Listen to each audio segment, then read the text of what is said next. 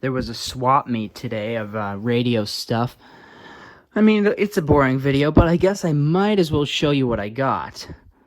I didn't get much, because there wasn't that much there in the first place. But it was cheap, at least. I got a Philco chassis from some mystery Philco console of the mid-30s. It was $10, so I couldn't resist. It's complete, and the underside looks pretty good. Doesn't look like anyone's really been screwing around in there. So I think this should be a good project. Try and getting this working would be cool. It's a nice Philco. You know I like Philco radios. Looks like a pretty decent high-end Philco. It's got 1, 2, 3, 4, 5, 6, 7, 8 tubes. That's pretty good. It's obviously hasn't been used in a while. It's obviously been sitting. I mean, look at that. The rectifier tube has been pulled out for quite a while. Look at that. So, who knows? This thing could work, or it could be complete garbage. But for $10, there's got to be at least a few good parts in here. The dial cord is broken. And the dial's kind of scuffed up. It has a shadow meter. This is one of those fancy gimmick Philco things, which is loose. But it looks good. Looks pretty good. I got this. This is just one of those little relay things. You know. Just a little one of those relays plugs into a tube socket. I thought it was cool. That's why I bought it. Just because I thought it was cool looking. And then, for the glorious price of $25, I got this suitcase, which is a tube tester. You know, $25. You know, impossible to resist because I don't own one of these things yet. The cord is mint, absolutely pristine, UL approved plastic. Yeah, so pretty cool. You can see whoever owned it. Some J. Walker, Vancouver, BC, 6550 something street. So whoever owned this back in the 40s was probably a radio repairman. You know, who'd go to your house, test your tubes, fix your radio. Yeah. There's nothing holding it together. As you can see, the screws are all missing. So I will have to get that apart, see if anyone's been fucking it up in there. I don't know, I think we should plug this in. I want to plug this Philco in and just test the transformer for starters. You know, because if this isn't good, there's no way I'm going to get this working. Let's see, what model was this? I can look it up right now. What model of Philco? This is like mid-30s Philco. Philco model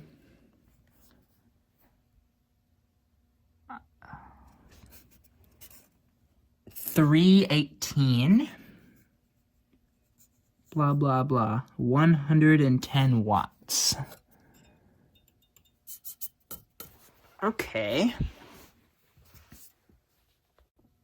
Alright, I have the Philco on the bench, and I'm just going to plug it in because, well, there's no tubes in it, so nothing's going to happen. We just want to measure some voltages. There might be a light bulb still in here somewhere that will light up, but I doubt it. So I'm going to get the meter here. Okay. Remember to put it on AC volts this time. Like every other time I forget to do that. And we'll just stick it in one of these 6-volt dealies here. Actually, wait, I can just... There. Okay, plug is going in.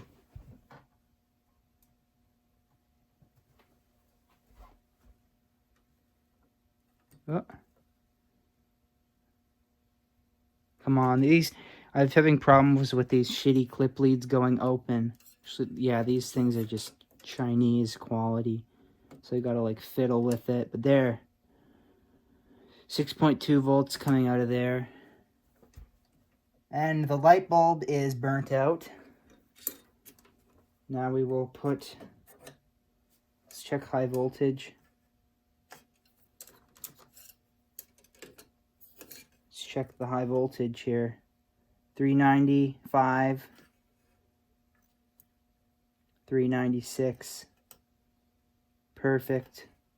Let's check the 5 volts. Perfect. So, looks like we have a good power transformer.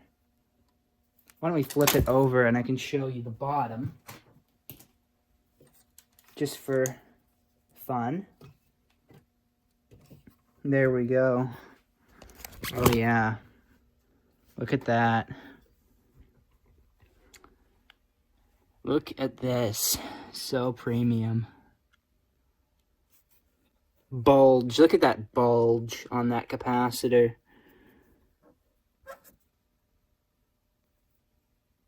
Okay. Something funny is going on here. It's just, you know, filter capacitor replacement. That's almost every radio has had those replaced. A chunk of this resistor fell off. That wasn't like that when I got it. You can see it's been broken off right here.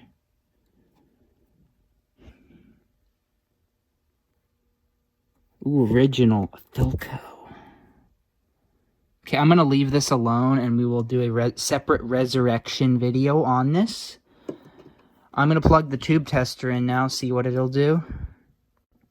Alright, here it is.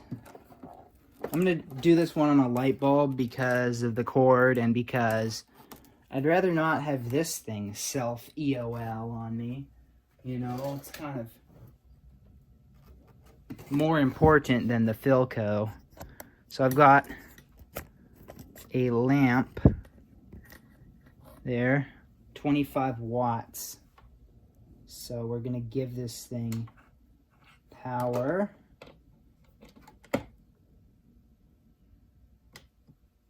Oh yeah, there we go. Illumination. Like the dimmest light possible. It is lighting though. So, let's see. What do we want to test? What junk have I got on the workbench? Oh yeah, why don't we test this? Let me go guess something. Here's a 5Y4. So let's go and find the 5Y4.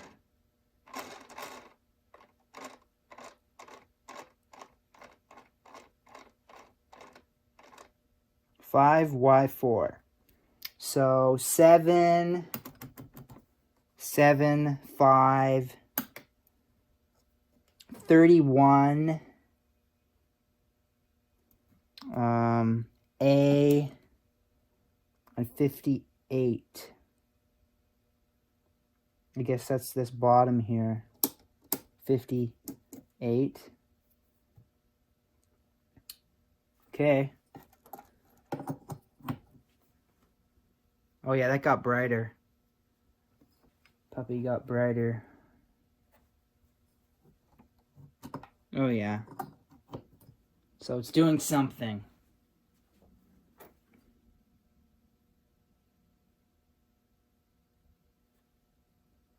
And then I flip this bottom switch here. Quality test. It's basically just testing the emissions of the tube. That one apparently is max.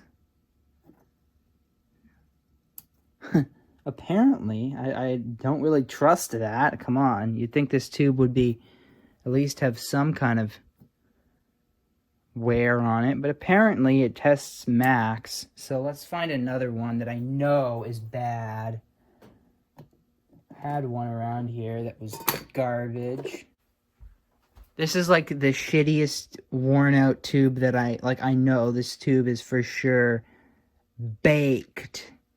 That is baked. So let's test. So here's for comparison. This one tests 100%. And this one I know is bad. And if this tests 100%, I'm going to be knowing this machine is broken.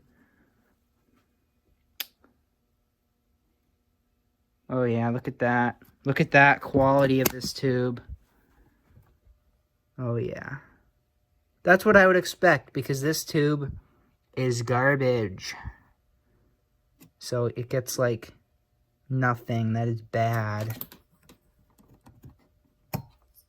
Let's put the other one back.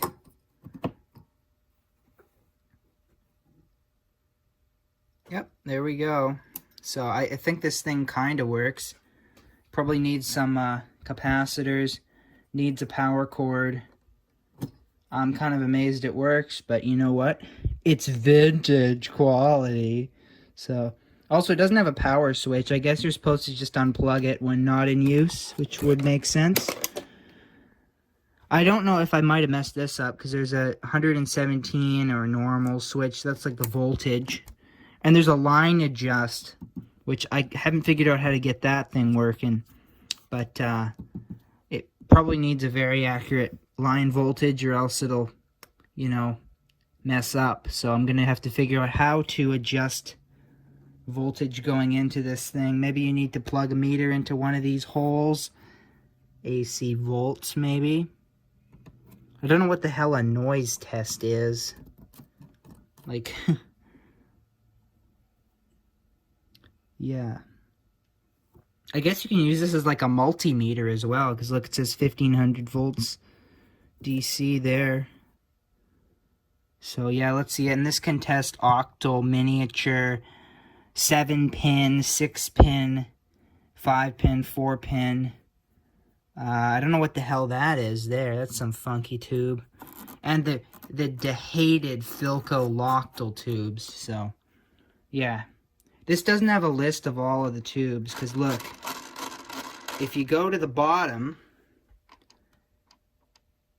less popular and obsolete tube listings will be found on supplement supplied with this chart, blah, blah, blah, blah. So, and there's some instructions, but yeah, so not all the tubes that this thing can test are on the list. The only tubes on the list are the most current or popular tubes, like the, you know, 6v6 and whatever the hell. All the modern tubes that were current when this machine was made are on here. The old ones, like these, anything that would use these sockets, are definitely not anywhere on this machine. I'm gonna have to look this up and get the extra paper that would go with this, so I can test the older tubes. Well, this is interesting. So here's the inside. It's a wiring nightmare for sure. You can see the red here is where they did that at the factory, so you can tell none of these have ever been adjusted. Holy hell, though, look at that. That is like a wiring nightmare. Wow. Yeah. It's got a power transformer, of course. You can't build a tube tester without one. But here's what really has me wondering how this thing even works at all right now. So there's a tube missing, and I have to guess that this is a rectifier tube. But actually, I don't know. It's weird. I don't know what the hell would go in there, actually. I don't know. That could be a 5Y4 or something. Anyway, someone's been in here and replaced all the 3 capacitors that are in here. There's one here, and one fat one here, and one here. So it's recapped. It's just the tube, whatever tube goes in there is missing, which is making me wonder, how is this working at all?